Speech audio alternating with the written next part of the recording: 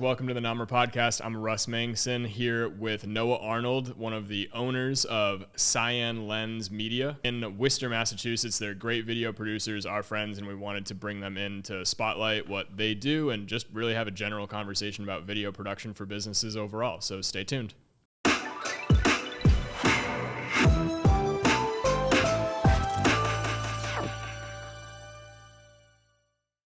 All right. So Noah, tell me, or tell the people what it is that you do, and then we'll go into like how you got here. And you guys are doing some pretty impressive stuff in Worcester and the surrounding areas. So just give me your bio. Sure. So I'm a producer for Cyan Lense, and we are a production company. So we do everything from large scale, $250,000 campaigns that we're working on, all the way down to like the $1,000 brand video. We have a specific background in VFX and 3D modeling and composition, but we also do the whole like filming with cameras, going on set, building sets, the whole filmmaker entourage, I would call it.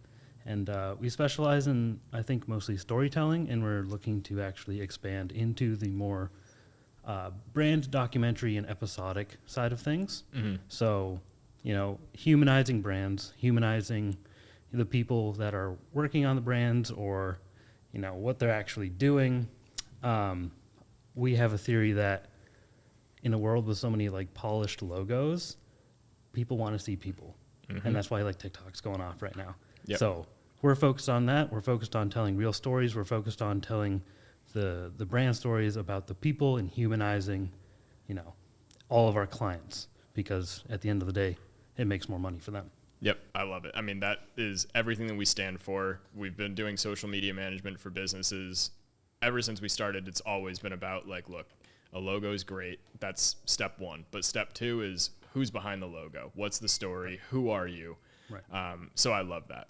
So how did you get into doing these higher level productions? Like, what's your background? Do you have education in production? Because we would love to be doing $250,000 productions, right? So how does a company like, or how does somebody get into that league? So to answer that question, it's all relative. So the way you run a project at $1,000, $2,000, $5,000, and the decisions and the type of people you kind of deal with are no different at the bigger side of things. It's all the same skills. It's all the same like relationship skills and collaboration and everything together. It's just about actually getting in front of those people, we found. So to backtrack a little bit, my background is I went to school for this. I won a film fest in high school. I can't believe I won, to be honest. It was, I'm going to chase that high for the rest of my life. But you've been shooting since high school. Yeah. Yep. Or earlier, probably, if you were that good in high school. So I basically needed to decide between robotics and engineering and filmmaking and the creative arts. So that was my conundrum of like, which industry do I go into, right? Yep. Originally I wanted to go into psychology, but then I was like, oh, there's no money in that. So I went into film. And then from there, that's kind of where Cyan Lense is born. That's where that comes from. It's the combination of the technical side, the engineering side, the robotic side, and the creative side. So the blue and green coming together to create Cyan. And it's the lens of like showing that, like the new possibilities that come from that, we shouldn't separate the technicians and the artists. Bring those together and you have something completely new. You have a completely new color, as it were. Mm-hmm. So I love that. So many people are just blissfully unaware of the technical side that goes into video production. Yep. So that's a really cool way to kind of like use your business name to spread awareness of that tech side. And I'm proud of that. I'm proud of that name. It took a long time. But after high school, I went to Emerson, studied visual media, did the Emerson circuit of working on student films and studying all the things. Then I went to LA and worked under Lorenzo Di Bonaventura, who is the producer of like all the Transformer movies at Paramount. So cool. Yep. And then from there, I came back because there's it's a girl on this coast that I like, and I became associate producer down at Hasbro. So that's like making Nerf commercials and Beyblade commercials and that's awesome. really jumping into the commercial side of things. And that was really awesome experience. Very fortunate that I was able to be in that role at my age, because it completely opened up the world of production to me. Mm-hmm. That is insane. So did you ever have a time where you were working with like small businesses doing like monthly videos like we do? Because we do kind of like the vlogging style production for a lot of our clients, like you mentioned, where we'll come in, we'll do 12 videos in 4 hours, right? And a lot of B-roll, catch them at a networking event, gather B-roll, and then we make efficient videos for them so they can consistently be posting like low budget, I would say on average, productions. It's all high end stuff, but nothing compared to if somebody said, hey, what can you do if you had, $100,000 marketing budget for one video, right? Yep. So did you ever have experience working with the smaller side, or did you go right into those high end productions? I would argue we still do that. So we still do the little guides. We still do like the Worcester Chamber of Commerce and branding videos. Nice. And, logo animations and all that. We leave the higher end where we are ghost producers for a lot of marketing agencies, which has its benefits, but it does mean you can't use any of that content in like your reels or your own advertising, because you are just completely covered under NDA. But it's those little videos and the videos that aren't really restricted because there is no budget creatively, that like I think there is a ton of passion and enjoyment and learning that happens on those sets. So I think those are important. So we just finished a shoot with Chris Donovan, and he is a 50-year-old. He was a 50-year-old telephone repairman, right? And he, I think he came down with a cancer at like 50, 55, and it was just like, I spent my whole life like designing footwear, and he decided to jump into it. Went to some class. He became, he is now up for nomination at New York Fashion Week, up and comer, like designer. Wow. And we just finished a shoot with him, and like, there's no budget on this thing because he's just up and coming, and like, but his shoes are incredible. And I think I saw stories from that. Yeah. So we were, shooting that stuff with like just good people. Like, it's some of the reasons that we do this job. It's some of the reason we do the more boring deliverables, or we'll work 12 to 16 hour like shoots and everything like that, because like when you work with those people and you like offer them a value that only you can do, and like they like see that value, it's rewarding. It is. Yep. It is. We feel the same way, 100%. It's so much like our core book of business. We absolutely love every one of them. Like, we're proud to be a part of their day-to-day social media routines, whether it's like in a large or small capacity. It's just fun to help and watch them grow. Right. I love that. Okay. So what would you say is the biggest difference between like, I'm going to go broad on you, but like a $10,000 video, which is pretty high for a lot of people who are watching this. Like $10,000 for one video could blow a lot of people's minds. And then there's people who are paying $100,000 for one video. So what is the separation in business size? A, commitment to marketing. B, because it's like, that's more than dipping a toe into video. That's saying we're all in, What would you say is the difference that you've seen? Lawyers. No. There's a lot more back end, obviously, and there's a lot more like producer stuff you have to do. But at the end of the day, it's not as different as people think. You're more organized, you have more SOPs, you have more systems in place. But the actual art of it, the actual creation of it, isn't that different.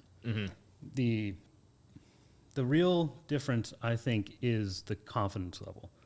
So you always see on YouTube, like, oh, I made like a Hollywood set using a light bulb and a flashlight, and it's like, okay, great, like that looks good, but the real price is guarantee and confidence. Yeah. So when you're dealing with these big clients, when you're dealing with the clients who are, they're dealing with millions of dollars, they are only worried about how much they have to worry about that project and how much they can guarantee the deliverable is going to be good. That's the difference between the $10,000, film student who can make amazing work when the situation is correct versus the $100,000 to $200,000 agency that's like, we'll make it work no matter what. Yep. And the work will be pretty damn good no matter what. Mm-hmm. So I think that price difference and like appreciating, you know, if you're starting out as a filmmaker, if you're starting out and trying to get clients and trying to get the big clients, all of your clients need to have the utmost confidence and guarantees in you, because that's when the price gets raised. Yep. Is when they can go to you and be like, okay, I have $20,000. You know, you took care of me with $5,000. Right. And you just inch your way up. Right. Yep. Exactly. I love that. And that's what we've done, because we started, I mean, geez, some of our clients in the very beginning were paying us $1,000 a year. Right. Yep. You know, so it was like a couple $100 a month in some cases, and we're doing like cell phone videos. And so we've really, and I think we're more and more valuable every year because of where we started, because we literally taught ourselves how to shoot videos on cell phones, and then bought our first lights and our first lav mics that plugged into the phones, and inched our way up to the point where we're at now. So everybody on our team, if we show up, we do have confidence in and we've worked with so many businesses and had so many curveballs thrown at us on shoots. Like, it does give you this ability to walk in and say, like, hit me. Right. Like, we're going to get it done, you know? And so that's good to hear that sort of, I mean, what about like equipment or prop budgeting? Like, is it really same product, but the insurance gets you that like extra $75,000 because it's like a bigger company and they don't see money the same way small businesses do? Because I believe that, because we see that even in some of our bigger markets, I would say, where it's like, if you get the job done, the price is higher, period, because they just don't want the bullshit. They just want to make sure that it gets done. It's the guarantee where the price comes, and it's also the time and effort that they need to put in. So, and I was just talking about this with my editor yesterday, of if you have a shoot and everything goes correctly and everyone knows their lines, the camera is good, you know, the editing's pre-planned, everyone's communicating perfectly, it's not hard. It's not a difficult thing. It's not a difficult process, right? The actual technical side of things, if you know it, not that difficult. Things get weird when there's like maybe a misstep in communication, a misstep in vision, a misstep in creative direction. The camera's not working. We need to get this on here. The scissor lift is dead. The props didn't show up. The car's out of gas. Like, all of those things, you spend a lot of money to guarantee those things, because if you're shooting a car commercial and the car shows up and it's not clean, right? It's not organized. Now you're burning thousands of dollars an hour while the car goes and gets clean. Right. So spending, you know, $1,000 to $2,000 to get the car clean, or have people come out and clean the car before the shoot, it's like, holy crap, just go to a car wash, right? Yeah. It's not about that. You need that car to be clean right at the moment that everyone's ready to go. Otherwise, you're just actually burning money. Yeah. So that's where that price comes in. That's where that budgeting comes in. Yeah. So if you have a really efficient, you know, crew, you have a really efficient set, you have a really efficient workflow, that's where your margins just go exponential. Yeah, I love that. And we have had so many issues, and those are the curveballs I'm talking about, right? Where you walk in and they don't know their lines as much as they said they were going to on the shooting day. Yep. That's the classic one, right? Oh, we're going to be fine. And it's like, okay, you guys need to have your bullet points for sure, or else it's going to be a slow, choppy day, and the videos won't come out as good straight up because it was choppy. Now we do pre-production calls, and we really try to manage everything as much as possible, but it's tough. And so I can definitely see how at a bigger level with bigger brands, the management and just ensuring that all of that stuff gets done properly is huge. So do you play a role in like the script writing all the way down to like working with the actors to make sure that they're set up properly? And like, do you manage the whole day, or just here and there? It depends a lot on the shoot. Yeah.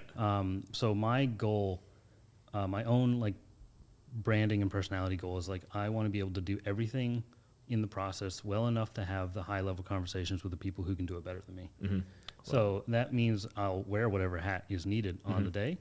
Maybe I'm not the professional, right? Maybe I'm not the guy that's going to get hired to like do sound on a big movie or something like that. But I know enough to like know how to do it. I know enough to get us by, and I know enough to hopefully have anyone who is in that position be able to talk to me in a way that, you know, they can be like, oh, he gets it. He understands. He understands holding what it's like to hold a boom pole, right? Right. Just not slowing it down. Right. Like just belonging. So yeah. And That's great.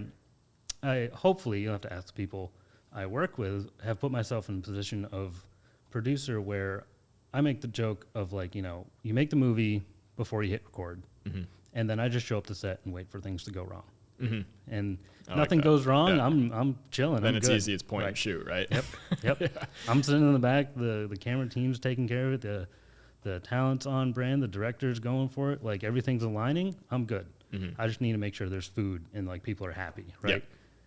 It gets a lot more interesting when like maybe someone doesn't show up or maybe something goes wrong or like there's all these dynamic problems that happen all the time. And I actually find those fun. I find those enjoyable. Like I have the personality type that like thrives on chaos. Yeah, me too. Yeah. So we have to. We wouldn't be in this industry if we didn't. Yeah, it's fun. I just shot my first wedding probably a month and a half ago now with our video producer, Justin, who's always done weddings. Right. But he had his second guy bail last minute. So a couple weeks out, he was like, yo, I need you. And it was like the most fun day of my life. Like I thought I was going to be so nervous. And I was nervous up until like the time that it started, since like until that morning. And then right when I got there, it was just the day was over before I knew it. I was like thriving on the chaos. There was so much going on, 8 different locations in one day, like just, and it was so much fun. Yep. But the soft skills, I think, are like the thing I'm most proud of myself in having. Taylor, same thing. Everybody on our team, I think the soft skills are super strong. So we're able to calm people down and communicate effectively with anyone. Right. And I don't think people realize how important that is when you're shooting videos. It's like probably the most important thing aside from having a basic understanding of the cameras. It's like the communication is huge. And I'd argue that is my proudest skill set, is like being calm, cool, and collected, and like having the soft skills to like make sure that, the machine that is this team of people, that the people are doing okay. Because if you've ever been on set when like producer or director or a client starts losing confidence, you feel it. Oh yeah. And just about always the production, like you can feel it in the edit as well. Yeah, that's what I mean. Like you could feel the and because of those skills, I've the game Shoots and Ladders. Like in my career, I've come across a couple opportunities and a couple clients that have been those ladders. Yeah, that have just like catapulted me because I knew how to have a conversation. I knew like how to talk to people, how to make people feel comfortable. You're like, hey, we're filming video. This is no big deal. Don't stress, you know? And like making sure you still have deliverables from that has absolutely catapulted myself and my business exponentially. Yeah. I think that we are in a business of people. There's the technical side. Don't get me wrong. Yeah. You have to know how to do the technical side. You have to have creativity. You have to have all those things. But all those things don't mean anything if you don't know how to interact with a team. Yeah. You can't do it alone. You can't build an agency alone. You can't build a production company alone. You couldn't shoot a movie alone until very recently. Yeah. So appreciating that, and then just if you're ever doubting, being like, oh my God, like I'm going to do it myself. I'm going to show the world. Go watch the credits on a movie. That's a very thousands of people come together and work as a well-oiled machine to like just to make 1 2-hour video at the end of the day. Exactly. So we're in the business of people. We're in the business of getting people to work together with a common vision and a common technical skill set. But like being able to like have people walk away, be like, I got paid, I had a good day, and this is my passion. Like that's the goal. And if you can do that, you are guaranteed success in this industry. I love it. That's such great advice for anybody out there who's trying to start, because that's who we're trying to talk to as well. Not only our clients, potential clients, but any like kid with a camera out there who just has a dream of either doing it all on their own one day, which I mean, I know some people who are great sole proprietor videographers and they make, some amazing music videos and they can sustain themselves on just what they do with their camera and their editing. And that's great. But if you're looking to build an agency and really work with big businesses, you need a team. It's just impossible. And you need a good, strong team who you trust.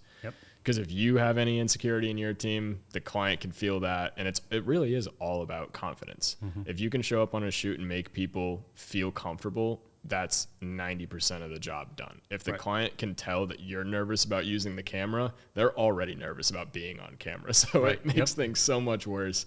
You have to be able to, the way I sort of describe it is like I'm not like the camera setup and the shooting itself has to be completely second nature. So all of my actual like emotional attention is going to the person I'm shooting and the client. Right. Because the whole thing is like from the moment they walk in the door, it's making them feel comfortable in our studio, and then sitting down, and then the lights hit them for the first time, maybe ever in their life, and they're freaking out. So you have to be talking to them the whole time. You can't be fiddling around with your camera trying to figure out this setting or that. It has to be like second nature at a certain point, and that's where the confidence comes in. Like now I can go to any office with any lighting setup, any sort of like any sort of outlet situation, anything, and I know I can make something out of it, and I know I'm not going to be shook by what's thrown at me. And they can for sure feel that. And you do feel that in how they perform on the interviews. Yep. And that performance, and this is something that I think, you know, I found myself getting caught up in the beginning stages too. It's like, I got to get the biggest light. I got to get the nicest lens. I got to make sure like all this stuff, when like the most important thing is the actual interactions between two people. We were filming human interactions, and we're filming stories. That is just so much more important than making sure that your bokeh has perfect, you know, perfect ovals in the corner or something like that, right? Yep. And I think a lot of people maybe forget that of what do you, at the end of the day, what are you actually doing? Because you could probably film it on a phone. If the human interactions are great, you can film it on a phone. Yeah. I mean, TikTok, some of the biggest ads in the world are just vertical phone, blurry as hell. And, but the acting is good and it's funny. And so it gets the message across, and then there's a promo at the end. Right. So people need to have an understanding that that actually can be a successful ad, and the $100,000 video can work too, and everything in between. So it's like, who are you comfortable with? What message are you trying to create? I mean, obviously, if you're Apple, you're not going to do TikTok videos with cell phones. You're going to make clean Cyan Lens type videos, right? And so it's understanding the client, who they're trying to talk to, what their their desired perception is, and just how do we make it work? It's all custom. And then there's the marketing strategy behind it too. So how much do you get into like the marketing consulting that sort of leads into what video you should produce? Or is somebody calling you and saying, hey, we want this video, and their mind's already made up? Because we have to work with our clients on like, well, here we help them through that process as marketing consultants too. Like, here's the topics you should be covering in order to hit the right people, and how much are you involved in that? We do a little bit of it. We're typically in situations where there's someone that is helping us with that, or the agency is handling that, or someone on the internal team's handling that. We do it once in a while, and we're actually, again, we're building up this humanizing platform for our clients that, like, you know, for a subscription to us, you basically have a bolt-on agency that you can just go to and be like, hey, I have an idea this month. Let's shoot that. And you don't have to worry about budgets. You don't have to worry about, you know, ROI or anything. You just have, just as if we were hired by the company as employees, where you can go and like hunt for those human motions, hunt for those brand stories that connect, hunt for the things that are really aligned with the values of the brand and the values of the people behind it. So we don't have a lot of traditional marketing analytics background. And you look at companies like Sonic Gods, you know, they're starting to switch their models. They're a huge agency out in LA, and they're starting to, you know, really go after the TikTok, the vertical video, the all-encompassing package, the episodic, the podcast, everything like that. And I give a talk about this where 50 years ago, what is something that your business would need in order to operate business? Just in general. Gas. Electricity. Okay, electricity. What is like a device? Like in order to start your business, what's the difference between like just a house that you live in or a business? Like, what is something you need? Some kind of technology, anything. Sign, cash register. Sure, cash register. I typically use fax machine. Or, you know, a sign outside. Right? Those are like a prerequisite for back in the day to like have a business. Otherwise, you're just a guy that does things at a house that you have to like manually refer or whatever. But like you need those things in order to be recognized as a real business with real clients that aren't just referrals, right? Okay, let's go forward to maybe 20 years ago. You had to have a landline phone as a business, right? Absolutely had to. Couldn't survive without it for most businesses. Obviously, this is an absolute. Yep. If you look at today's current, it is highly recommended that you have a digital presence, right? Your digital presence is your storefront. Yes. And every single person who has a phone walks down a street, basically, and looks at the different, like signage. They look at the different storefront. They look at the different companies that are being presented to them. And they walk down the street every single day through Instagram, through TikTok, through Facebook, through LinkedIn, through messages being sent in group chats, right? Yep. So businesses need to start, in my opinion, businesses need to start realizing that their digital storefront is much more powerful than the sign hanging on Main Street in your town, right? That storefront is the representation of you, and you need to add depth to it. Yes. So if you walk into a store and it's just a beautiful front, like you go to the Instagram, it's beautiful, and you click on it, and you don't find anything, right? And you don't find anything. It's like, okay, it's like, yeah, this is a great brand, but I went in the store and there's nothing in there. Okay, you need depth. Yes. You need people. You walk into a high-end store, what happens? Like the nicest people in the world introduce you, like, hey, how are you? If you need anything, let me know. You feel like you're home. You feel like you're best friends, right? That experience needs to be translated into the digital world. So when you go and watch some of these videos, be like, oh my God, these are like a bunch of friends I knew. Like back in the day, like I actually feel like I know these people. You don't. They don't know you. They don't know you exist. But like that parasocial dynamic just, it brings people in and it creates win-win situations for actually getting products and services to the people who want them. Yep.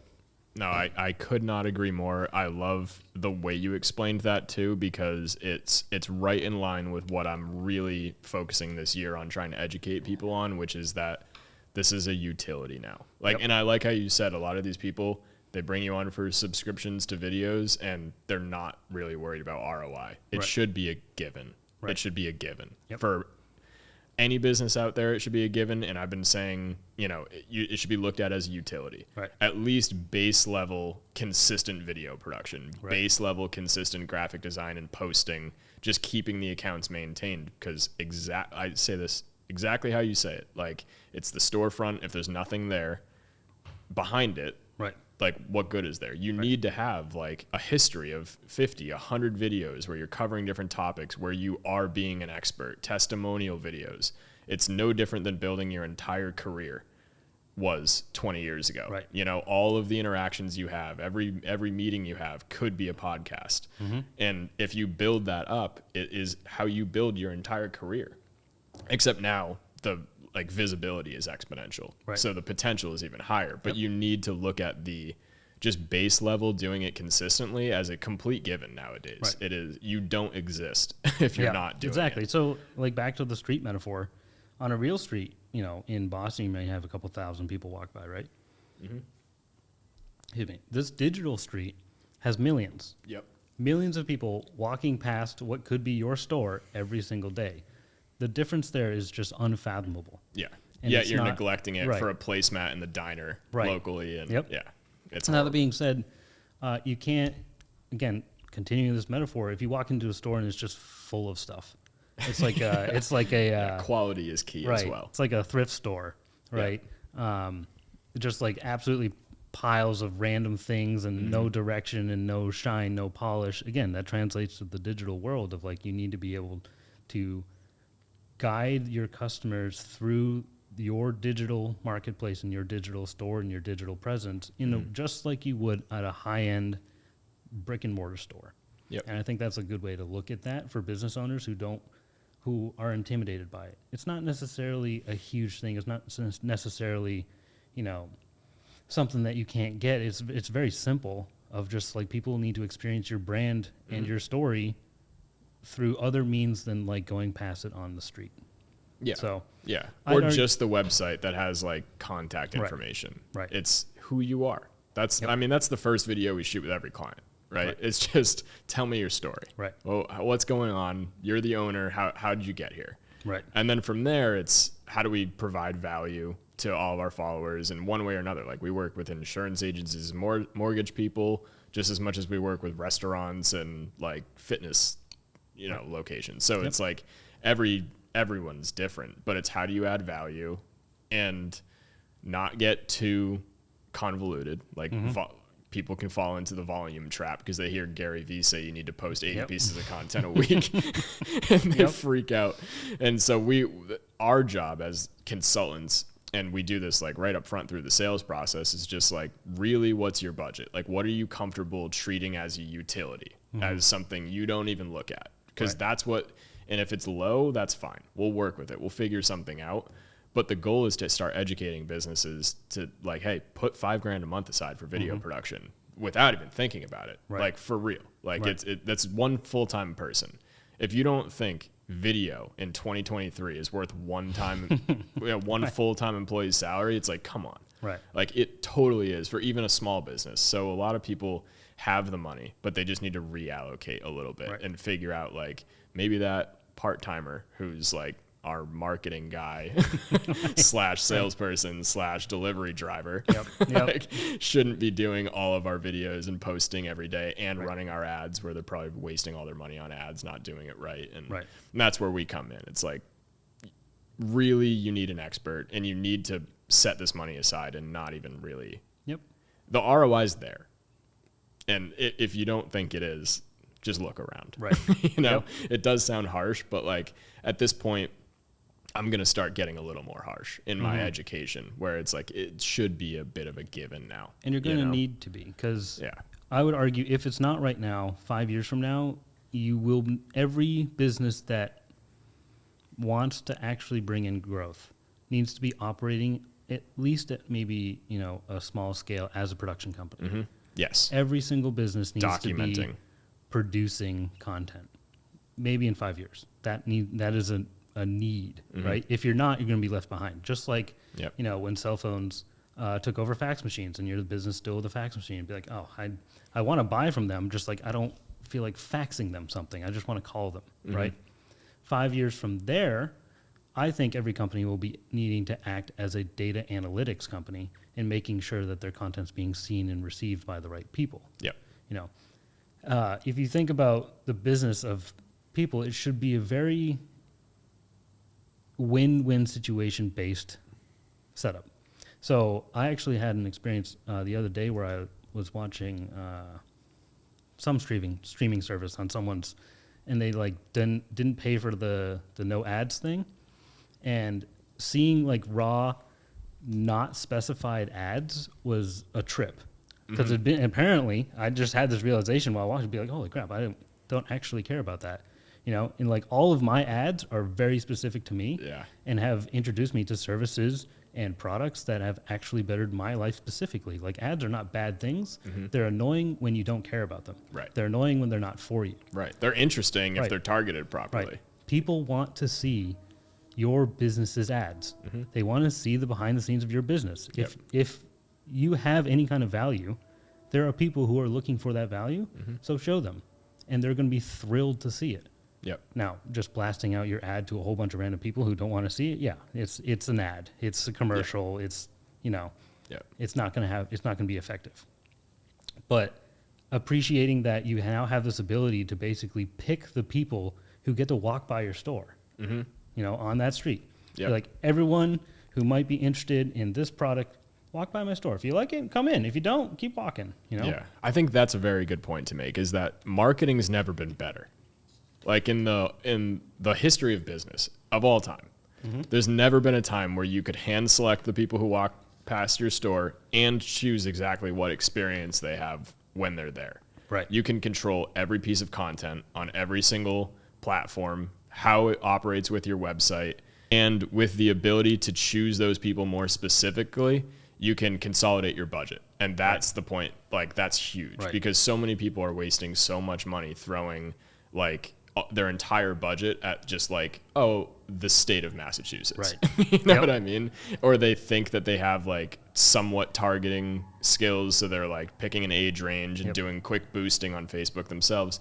But marketing's never been better in the sense that you can be hyper specific and only spend money on showing the exact people who are right for your business exactly what you want to show them. Right. And that ability has never been, possible before. And it's hugely valuable. It's undervalued by most businesses out there who think like they're still thinking old school, like, oh, Facebook doesn't work. Like I hear that blanket term all the time. Facebook doesn't work. And it's like, well, did you try to do it yourself or you hired some random company? Like, and then that didn't work. So you wrote off Facebook altogether. Yep. Right. And trust me. Yep. I know. I have clients. It works. It works. Like you can't tell me Facebook doesn't work. You can't tell me Google AdWords don't work. These are $1 trillion or these are $1 billion companies. Yeah. They clearly work. Yeah. They know what they're doing. Your strategy didn't work. Right. Very few like scams or things that don't work get to that level and survive, and the ones that do are quickly found out. I have clients that, when we started, I had to convince them that maybe radio is not the most effective use of some of their budget. And, that the appreciation of how different marketing, and we're in kind of this weird golden age of marketing, I think. I think, and again, in maybe 10 years, it's going to be a hyper-saturated street. Well, like you said, it'll probably be more data oriented where like you have to be hyper specific because everybody's like figuring out that video is the key and running ads. So it's just. And we're starting to realize like through data and, the AI looking at humans as a pattern that humans are not as complicated as we thought we were. Like we're not. We're not. We're simple creatures. Yep. And looking at, large data sets of people and being able to find those patterns, being able to find that algorithm that perfectly connects you with the things that you want to see and the ads you want to see, I think we're about to enter this weird golden age of marketing where you're only going to be able to see things you want. Everything's going to be like a subscription, and you're basically going to be able to design your life perfectly in whatever way you want. I agree. And I think that's the win-win you're talking about, right? Like that's a win for the businesses because they're spending more efficiently and the customers are seeing exactly what they want. Right. And it's going to get past this like just marketing thing, right? You have companies with products where they just dump like, 75% of their budget into the marketing rather than the product. And now it's almost a little disingenuous at some point, right? But I think that's going to fade away as well to where the marketing is just going to be presenting the services in the best light possible, but presenting them to you and letting you decide if you want them in full transparency. I mean, people are not tolerating lack of transparency. Salesy stuff. Yeah. We're used to it. We've seen it. We grew up with it, Yeah. right?